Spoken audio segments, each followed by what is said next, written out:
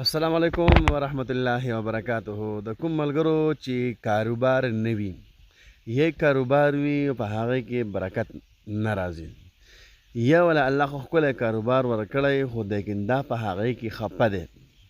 دا په هغه کې پریشانه دی، یا ولا الله کاروبار ورکړی خو لیکن هغه شاته را روان وي. نو د دې وجې نه تاسو له یو اسانه وظیفو در کومه چې کله تاسو ماخستن مونځ وکئ مددار او مخ په قبله باندې کښېنئ، نو تاسو به 141 فیرې یا مستطیع یا مغنیو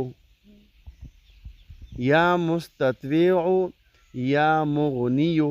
دا وایي انشاءالله العزیز، او بیا دعا غواړئ الله به انشاءالله ستاسو دغه روزګار په یو هفته کې به درنه تاسو ته د خپل روزګار